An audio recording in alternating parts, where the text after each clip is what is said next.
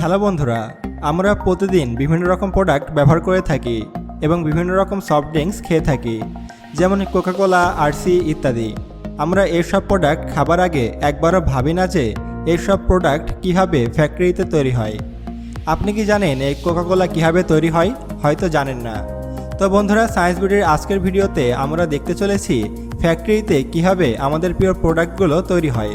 বন্ধুরা, চলুন ঘুরে আসি ফ্যাক্টরির ভিতর থেকে, আর ভিডিওটি শেষে কোকা-কোলা তৈরির রহস্য ফাঁস করব।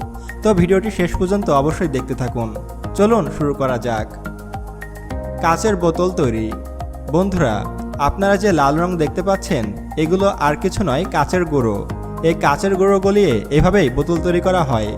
যখন গলিত কাচ এই শেপের মধ্যে যায়, তখন এইরকম বোতলের রূপে বাইরে বের হয়ে আসে। ব্যাস, কাচের বোতল তৈরি। তো বন্ধুরা, আপনি দেখতেই পাচ্ছেন কত দ্রুত বোতল তৈরি হচ্ছে। সত্যি অসাধারণ দৃশ্য। বন্ধুরা, এবার দেখা যাক কিভাবে এর ভিতরে বিয়ার বা মদ ভরা হয়ে থাকে। সর্বপ্রথম বোতলগুলো কাউন্টিং করা হয়।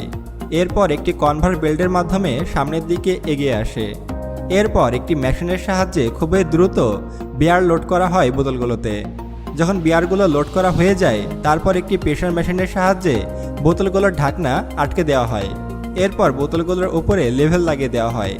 তারপর বিয়ারগুলো প্যাকিং করে মদের দোকানে পাঠিয়ে দেওয়া হয়। ব্যাস, তৈরি হয়ে গেল বাংলা মদ। নারকেল তেল তৈরি। বন্ধুরা, আমরা সকলেই কম বেশি নারকেল তেল ব্যবহার করে থাকি। বেশিরভাগ মেয়েরা চুল বড় করার জন্য নারকেল তেল ব্যবহার করে থাকে। তবে আপনি কি জানেন এই নারকেল তেল কীভাবে বানানো হয়? যদি না জেনে থাকেন তাহলে দেখে নিন। নারকেল তেল তৈরির জন্য প্রথমে নারকেলগুলোকে গাছ থেকে পাড়া হয়। তারপরে নারকেলগুলো ফ্যাক্টরিতে আনা হয়। আর আপনি যদি নারকেল খেয়ে থাকেন তাহলে দেখে থাকবেন নারকেলের উপরে শক্ত খোলস থাকে। একটি কর্মচারী এইভাবে নারকেলের উপরে থাকা খোলসগুলো ছাড়িয়ে ফেলে। এইবার নারকেলগুলোকে সামনে থাকা কনভার বেল্টের উপরে সাজিয়ে দেওয়া হয়। তারপর এগুলোকে চাপ দিয়ে পেষা হয়। তারপর আপনি দেখতেই পাচ্ছেন নারকেল পিষে পেস্টের মতো তৈরি হয়ে যাচ্ছে। তারপর এই পেস্টগুলোকে 300 ডিগ্রি সেলসিয়াস তাপমাত্রায় গরম করা হয়। ব্যাস, তৈরি হয়ে গেল নারকেল তেল। তারপর তেলগুলো বোতলজাত করে দোকানে পাঠিয়ে দেওয়া হয়, যা আমরা ব্যবহার করে থাকি। Sanitiser making. স্যানিটাইজার এখন এমন একটা জিনিসে পরিণত হয়েছে যা বাচ্চা থেকে বুড়ো সবার কাছেই এখন থাকা উচিত। কারণ করোনা ভাইরাস থেকে বাঁচতে স্যানিটাইজারের ভূমিকা অপরিসীম। এছাড়া স্যানিটাইজার ব্যবহার করলে আমরা সব রকম জীবাণুর হাত থেকে সুরক্ষিত থাকতে পারি। তো বন্ধুরা, আপনি কি জানেন কিভাবে এই স্যানিটাইজার বানানো হয়? না জেনে থাকলেও সমস্যা নেই, ভিডিওটি দেখতে থাকুন। চলুন স্যানিটাইজার বানানোর ফ্যাক্টরির ভিতরে প্রবেশ করা যাক। স্যানিটাইজার বানানোর সবচেয়ে দরকারি উপাদান হলো অ্যালোভেরা জেল, অ্যালকোহল, অয়েল। সর্বপ্রথম একটি বিশাল ট্যাঙ্কারে অয়েল, অ্যালকোহল, চুনা পাউডার দেওয়া হয়।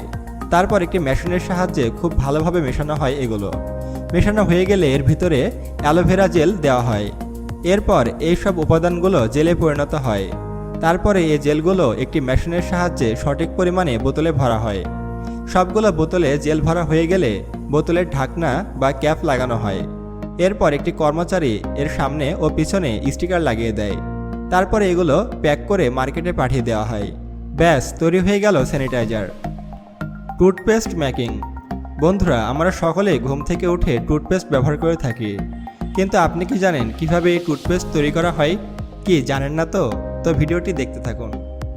টুথপেস্ট বানানোর জন্য সর্বপ্রথম ব্ল্যাক পেপার, লং পেপার, ডাইগিয়ার পাউডার আর টমার সিডস ব্যবহার করা হয়। এই সবগুলো উপাদান একসাথে করে একটি গ্রাইন্ডিং বা বয়লিং মেশিনে ঢেলে দেওয়া হয়। যখন এগুলোকে গ্রাইন্ডিং করা হয়, তখন এগুলো পাউডার হয়ে যায়। তারপর সবগুলো পাউডারকে গরম পানিতে দেওয়া হয়। এরপর কয়েক ঘন্টা পর্যন্ত পানি গরম করা হয়। এরপর পানির কালার এমন গরুর গোবরের মতো হয়ে যায়। তারপর একটি মেশিনে কার্বন আর গ্রিক পাউডার ঢালা হয়। তারপর অন্য আরেকটি ট্যাঙ্কারে চুনের গুঁড়া দেওয়া হয়। এবার তৈরিকৃত সকল উপাদানগুলো মেশিনে মেশানো হয়। আর সব উপাদান মেশানো হয়ে গেলে তা অনেকটা পেস্টের মতো হয়ে যায়। এরপরে সরবাইটর পাউডার মেশানো হয় পেস্টে। আর এই পাউডার খুবই গুরুত্বপূর্ণ পেস্ট তৈরিতে, কারণ এই পাউডার ব্যবহার করলে প্যাকেটের মধ্যে পেস্ট শক্ত হয়ে যায় না। তাই আপনি খেয়াল করে দেখবেন, আপনি অনেক দিন ধরে পেস্ট ব্যবহার করলেও পেস্ট শক্ত হয়ে যাচ্ছে না। এ সমস্ত কাজ হবার পরেই টুথপেস্ট পুরোপুরি তৈরি হয়ে যায়। এরপর একটি মেশিনের সাহায্যে টুথপেস্ট টিউবে ভরা হয়। টিউবে পেস্ট ভরা হয়ে গেলে টিউবের নিচের অংশ হিট দিয়ে আটকে দেওয়া হয়। এরপর মেশিন টিউবগুলোকে বাইরে বের করে দেয়। ব্যাস তৈরি টুথপেস্ট। এরপর এইগুলো প্যাকেট করে মার্কেটে পাঠিয়ে দেওয়া হয়। বন্ধুরা, আমরা সকলেই তো কোকাকোলা অনেক পছন্দ করে থাকি, কিন্তু আপনি কি জানেন এই সুস্বাদু পানীয় কোকাকোলা কীভাবে তৈরি করা হয়? তো বন্ধুরা, চলুন দেখে নিই কীভাবে এই কোকাকোলা ড্রিঙ্কস তৈরি করা হয়। কিন্তু তার আগে আপনাদের কোকাকোলা সম্পর্কে কিছু তথ্য জানিয়ে রাখি।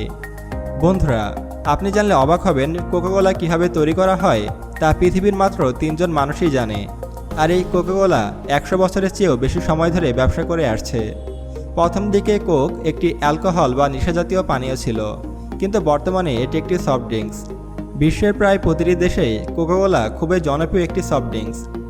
আসুন বন্ধুরা, এবার জেনে নিই কীভাবে এই সফট ড্রিঙ্কস তৈরি করা হয়। প্রথমে কোকাকোলার বোতলগুলো একটি কনভেয়ার বেল্টের মধ্যে সাজিয়ে দেওয়া হয়। তারপর বোতলগুলোতে কোক লোড করা হয়। যখন বোতলে কোকাকোলা পুরোপুরি লোড হয়ে যায়, তখন তার উপরে ঢাকনাগুলো এমনভাবে লাগানো হয়। যখন ঢাকনাগুলো লেগে যায়, তখন বোতলের উপরে কোকাকোলার স্টিকার লাগিয়ে দেওয়া হয়। তারপর এগুলো প্যাক করে মার্কেটে পাঠিয়ে দেওয়া হয়।